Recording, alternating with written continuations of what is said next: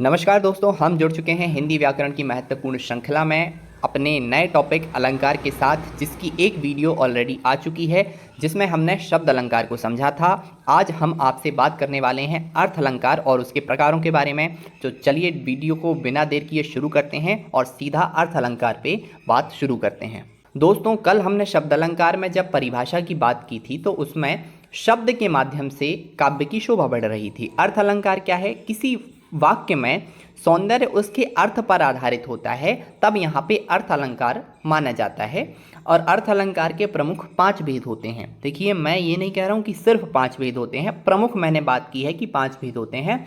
कल हमने शब्द अलंकार के 3 भेद पढ़े थे। कौन कौन से हैं आज? उपमा अलंकार, रूपक अलंकार, उत्प्रेक्षा अलंकार, अतिशयोक्ति अलंकार और मानवीकरण अलंकार। इसके अलावा भी बहुत सारे अर्थ अलंकार होते हैं, लेकिन आज मैं इस वीडियो में केवल इन्हीं 5 की बात करने वाला हूं। चलिए एक एक करके समझते हैं ये क्या होते हैं। दोस्तों, हमारा पहला अलंकार होता है उपमा अलंकार। इसकी परिभाषा है, उप का अर्थ है समीप से और पा का अर्थ है तोलना या देखना। ठीक है, उपमा का संधि विच्छेद यदि करेंगे हम तो उप यानी होता है समीप और पा यानी क्या होता है? तौलना, है ना, उसे देखना। अतः जब दो भिन्न वस्तुओं में समानता दिखाई देती है तब वहाँ पे उपमा अलंकार होता है। ठीक है, जैसे एक उदाहरण समझिए, कर कमल सा कोमल है। यहाँ हाथों को कमल के समान कोमल बताया गया है। कर यानी क्या होता है? हाथ होते हैं, और वो किसके समान है? कमल के समान कोमल बताए गए हैं। अतः यहाँ पे क्या होगा? उपमा अलंकार होगा। यानी जब किसी दो भिन्न भिन्न वस्तुओं की आपस में समानता करके दिखाई जाए, उनकी तुलना की जाए, तो वहाँ पे उपमा अलंकार होता है। मुख चंद्रमा सा सुंदर है। भाई, मुंह चांद जैसा कैसे हो सकता है? लेकिन सुंदरता के लिए एक प्रकार से उपमा की गई है, एक प्रकार से तुलना की गई है कि मुख कैसा है? चंद्रमा जैसा सुंदर है। तो यहाँ पे क्या होगा दोस्तों? उपमा अलंकार होगा। चलिए थोड़ा सा और समझते हैं। उपमा के अंग होते हैं, ठीक है, उपमेय और उपमान। जरा साधारण धर्मवाचक शब्द भी होते हैं। हिंदी व्याकरण में डीप में नहीं पढ़ा रहा हूँ, केवल उपमा के अंग की आपको आवश्यकता पड़ेगी आगे आने वाले अलंकारों में, तो उन्हें समझ लीजिए जरा क्या होते हैं। उपमेय क्या होता है? जिस वस्तु की समानता किसी दूसरे पदार्थ से दिखलाई जाए वह उपमेय होता है। ठीक है, जैसे मैंने कहा था कर कमल सा कोमल है। इस उदाहरण में जो कर हैं यानी जो हाथ हैं वो उपमेय हैं, क्योंकि उनकी ही तो तुलना की जा रही है। ठीक है, और उपमान क्या होता है? उपमेय को जिसके समान बताया जाए उसे उपमान कहा जाता है। यहाँ पे उक्त उदाहरण में कमल क्या है? कमल उपमान है। हाथ कमल कैसे हो सकते हैं? लेकिन तुलना की जा रही है ना, तो जिसकी तुलना की जाए वो उपमेय है और जिससे तुलना की जाए वो उपमान है। ये दोनों जो हैं उपमा के अंग होते हैं। ठीक है, चलिए दोस्तों, हमारा दूसरा अलंकार आता है रूपक अलंकार। ठीक है, तो जब उपमान और उपमेय में अभिन्नता या अभेद दिखाया जाए तब यहाँ पे रूपक अलंकार होता है। ठीक है, क्या दिखाया जाए? अभिन्नता या अभेद दिखाया जाए। चलिए उदाहरण से समझते हैं। मैया मैं तो चंद्र खिलौनों ले हूँ। ठीक है, ये एक पंक्ति है। ऊपर दिए गए उदाहरण में चंद्रमा एवं खिलौने में समानता ना दिखाकर चांद को ही खिलौना बोल दिया गया है। रूपक अलंकार में क्या होगा? अभी आप दो चीज़ों की तुलना कर रहे थे, लेकिन अब क्या होगा? जो दूसरी चीज़ है उसको ही उसका रूप दिखाया जाएगा, अभेद कर दिया जाएगा। ठीक है, जैसे मैया मैं तो चंद्र खिलौनों ले हूँ। अब खिलौना क्या होता है? खेलने वाली चीज़ होती है भाई, नॉर्मल सी चीज़ होती है। चंद्रमा क्या है? वो तो एक उपग्रह है, लेकिन यहाँ पे चंद्रमा को ही खिलौना दिखा दिया गया है। समझ रहे हैं आप? जैसे यहाँ पे लिखा है चरण कमल बंदौ हरिराई। ऊपर दिए गए वाक्य में चरणों को ही कमल के समान ना दिखाकर चरण को ही कमल बोल दिया गया है। ये कमल के समान नहीं है, यही कमल है, चरण ही कमल है। तो यहाँ पे क्या हो रहा है? ये रूपक अलंकार के उदाहरण हैं। ठीक है, जब इसे और सरल से आप परिभाषा याद रखें, उपमेय में उपमान का आरोप होता है, यानी वो वस्तु विलुप्त करके उसी वस्तु को सीधा परिभाषित कर दिया जाए। तो चंद्रमा जो है वो खिलौना ही बना दिया गया है, तो वहाँ पे क्या हो गया है? रूपक अलंकार। आप समझ सकते हैं, रूपक अलंकार का ये उदाहरण है। चलिए चलते हैं अगले अलंकार की ओर।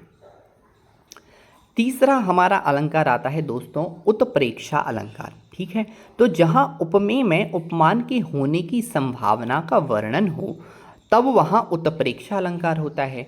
देखिए, यदि पंक्तियों में मनु, जनु, मेरो जनतो, मनहु मानो, निश्चय, ईव इत्यादि शब्द आते हैं तो वहाँ पे उत्प्रेक्षा अलंकार होता है। ये मैंने आपको कुछ शब्द टैग करके बता दिए हैं कि अगर ये लाइनों में आ रहे हैं तो ये उत्प्रेक्षा अलंकार होंगे। और यहाँ पे क्या होगा, उपमेय में उपमान के होने की संभावना का वर्णन होगा। उदाहरण के माध्यम से और सरल करके समझते हैं। मुख मानो चंद्रमा है।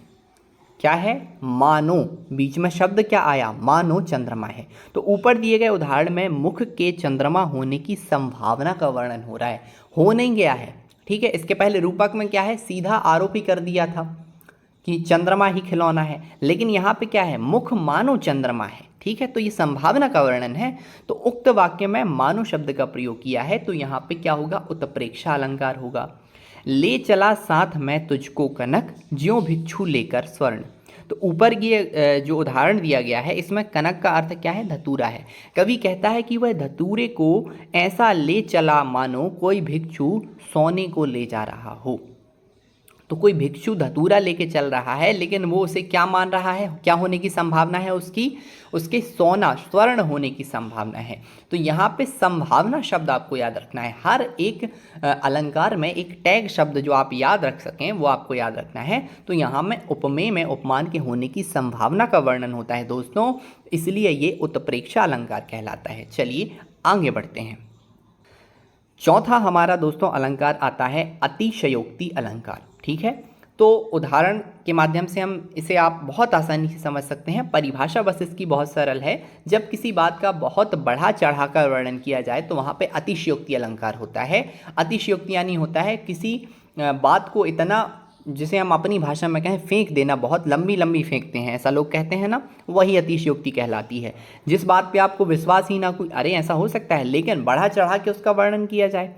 उदाहरण देखिए, आगे नदियाँ पड़ी अपार, घोड़ा कैसे उतरे पार, राणा ने सोचा इस पार, तब तक चेतक था उस पार। महाराणा प्रताप के घोड़े चेतक और उसकी वीरता का यहाँ पे वर्णन किया गया है। देखिए, ऊपर दिए गए उदाहरण में चेतक की शक्तियों एवं स्फूर्ति का बहुत बड़ा चढ़ा के वर्णन किया है। अतएव यहाँ पर क्या होगा, अतिशयोक्ति अलंकार होगा। यानी इतनी बड़ी नदी है, अब घोड़ा कैसे उस तरफ पार उतरेगा, राणा इतना सोच ही रहे थे और चेतक ने क्या किया, इतनी लंबी छलांग मारी कि सीधा वो नदी के उस पार पहुंच गया। क्या ये संभव है? नहीं है, लेकिन उसकी शक्तियों का बढ़ा चढ़ा के वर्णन किया गया है। यही अतिशयोक्ति अलंकार होता है भाई। यहाँ पे देखिए, ध्यान रखिएगा, अर्थ के आधार पे आपको वाक्य की शोभा बढ़ रही है, आपको पढ़ के नहीं, लेकिन आज जब आप अर्थ करेंगे तो इसीलिए इसे अर्थालंकार कहा गया है। ठीक है, दूसरा उदाहरण देखते हैं। धनुष उठाया ज्यों ही उसने, और चढ़ाया उस पर बाण, धरा सिंधु नभ कापे सहसा, विकल हुए जीवों के प्राण। क्या है यहाँ पे इस वाक्य में अर्जुन ने जैसे ही धनुष उठाया और उस पर बाण चढ़ाया, तभी क्या हो गया, धरती, आसमान, नदियाँ सब कांपने लगीं और सभी जीवों के प्राण निकलने को हो गए। तो भाई, किसी के धनुष उठाने से ऐसा हो सकता है क्या? लेकिन उसकी शक्तियों का बढ़ा चढ़ा के वर्णन किया गया है, इसलिए ऐसा बताया गया है कि जैसे ही उसने अपना गांडीव, अपना धनुष अपने हाथ में लिया और उस पर बाण चढ़ाया, तो सारी धरती में एक कंपन पैदा हो गया, जीवों के प्राण निकलने को हो गए। ये आप समझ सकते हैं अतिशयोक्ति अलंकार के उदाहरण हैं, और इनके अर्थ के आधार पे यहाँ पे हमारे शोभा बढ़ रही है। ये अतिशयोक्ति अलंकार आपका समाप्त होता है। चलिए, पांचवा और अंतिम अलंकार आता है हमारा दोस्तों मानवीकरण अलंकार। क्या होता है ये? परिभाषा, जब प्राकृतिक चीज़ों में मानवीय भावनाओं होने का वर्णन हो, वहाँ पे मानवीकरण अलंकार होता है। परिभाषा से स्पष्ट है कि जैसे प्राकृतिक वस्तुएं हैं, नदी है, झरना है, तालाब है, पेड़ पौधे हैं, पक्षी हैं, तो इन सब में क्या हो, मानवीय भावनाओं के होने का वर्णन कर दिया जाए, तो वहाँ पे मानवीकरण अलंकार माना जाता है। कैसे? फूल हंसे कलियाँ मुस्काई। भाई, फूल कभी हंस सकते हैं क्या? हंसता तो मनुष्य है, और जानवर भी हंसते हैं कुछ तो, है ना। तो फूल हंसे कलियां मुस्काई। ऊपर दिए गए उदाहरण में आप देख सकते हैं कि फूलों के हंसने का वर्णन किया गया है, जो कि मनुष्य करते हैं, लेकिन यहाँ पे ये मानवीकरण अलंकार का उदाहरण है। ठीक है, कि फूल जैसे ही हंसे तो कलियां जो हैं वो थोड़ी सी मुस्कुरा गईं। दूसरा उदाहरण देखिए, मेघमय आसमान से उतर रही है संध्या, सुंदरी परी सी धीरे धीरे धीरे। संध्या यानी क्या होती है? शाम होती है। मेघमय आसमान से यानी जो आसमान है उससे धीरे धीरे जो शाम है वो सुंदर परी के समान उतर रही है।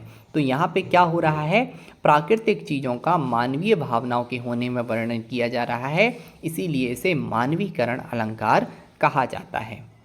तो कल और आज की मैं समरी के रूप में यदि बात करूं तो हमने कल शब्द अलंकार के और आज अर्थ अलंकार के भेद देखे हैं, और कुछ उभय अलंकार भी होते हैं जिनकी वीडियो आगे आपको मिलेगी। शब्द अलंकार में मैंने अनुप्रास, यमक और श्लेष की बात की थी, पुनरुक्ति प्रकाश मैंने नहीं पढ़ाया।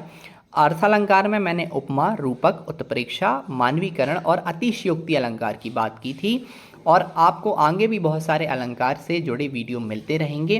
तो अगर आपने कल का वीडियो नहीं देखा है तो डिस्क्रिप्शन बॉक्स में उसकी लिंक है, प्लेलिस्ट की भी लिंक है, आप जाके हिंदी व्याकरण के महत्वपूर्ण वीडियोस देख सकते हैं। मिलते हैं कल एक नई वीडियो के साथ, तब तक के लिए आप सभी का बहुत बहुत धन्यवाद। वीडियो को लाइक, कमेंट और शेयर ज़रूर करें।